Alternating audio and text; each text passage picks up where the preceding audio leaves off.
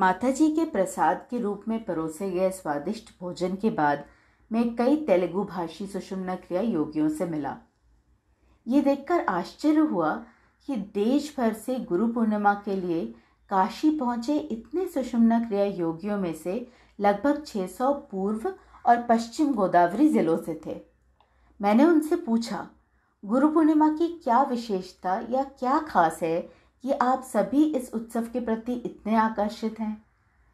चमकते चेहरों और उत्साह के साथ उन्होंने उत्तर दिया, गुरु पूर्णिमा माताजी से सीधे मिलने और माताजी के दिव्य हाथों से सीधे प्रसाद प्राप्त करने का एक अद्भुत अवसर है।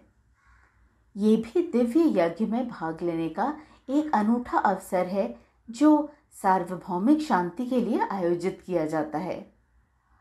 हम गुरु पूर्णिमा का निमंत्रण पाकर अपने आप को अत्यंत सौभाग्यशाली समझते हैं। इस दिन बहुत सारी अद्भुत प्रक्रियाएं होती हैं जिनसे हम प्रचुर मात्रा में ब्रह्मांडीय ऊर्जा प्राप्त होती है।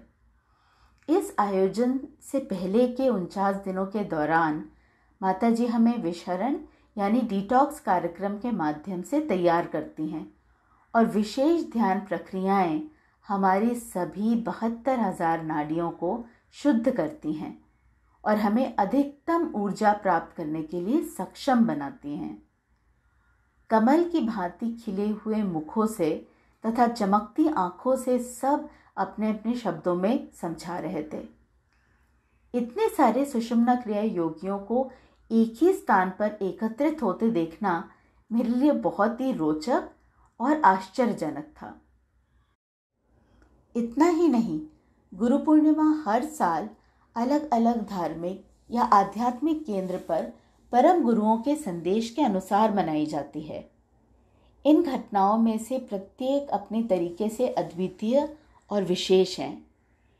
इसके अपने अतुलनीय चमत्कार हैं। जिस क्षण हमें माताजी से संदेश मिला कि 2017 गुरु पूर्णिमा समारोह महान शहर काशी में होगा, सभी ने अपनी तैयारी शुरू कर दी। उम्र, शारीरिक क्षमता और सुविधा जैसे विचार मायने नहीं रखते थे। वर्ष 2017 भी बहुत खास था क्योंकि इस वर्ष माताजी को परम गुरुओं द्वारा सुषुम्ना क्रिया योग में दीक्षा दिए जाने के 12 साल पूरे हो चुके थे। 12 वर्ष की अवधि का आध्यात्मिक महत्व बहुत है। उनमें से प्रत्येक अपने आनंद के अनुभवों को इतनी ईमानदारी और प्रेम के साथ साझा कर रहे थे कि लगता था जैसे वे माताजी के वृंदावन की गोपिकाएं हैं।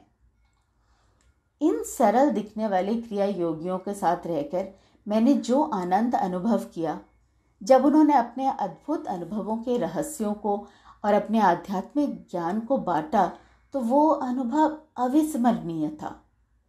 इन अनुभवों से आध्यात्मिक ज्ञान का जो धन मैंने इकट्ठा किया था, वो मेरे द्वारा लिखे गए कई लेखों में विकसित हुआ। सुषुम्ना क्रिया योगी आपस में अपने अनुभव साझा करते हैं और यही इस समूह की विशेषता है।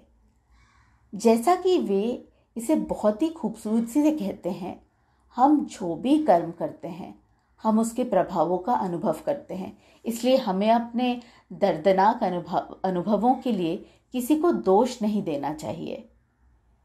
जैसा कि हमारी माताजी कहती हैं, इसे विशुद्ध रूप से दिव्य प्रसाद के रूप में स्वीकार किया जाना चाहिए और इसमें ना कोई आक्रोश होना चाहिए और न ही अपने ऊपर दया आनी चाहिए। इसके बजाय जब भी कोई कठिनाई आए तो इस भावना के साथ स्वीकार करें कि ये मेरे नकारात्मक कर्मों को कम करने के लिए आया है और मेरे गुरु मेरे संघर्ष में मेरी रक्षा करने के लिए हैं। इसी ज्ञान से लैस अब मेरी सभी भावनाएं और विचार शांत और स्थिर हो गए हैं। इसी के फलस्वरूप अब मेरा मानसिक रूप से एक सच्चे सुषुम्ना क्रिया योगी के रूप में विकास हुआ है।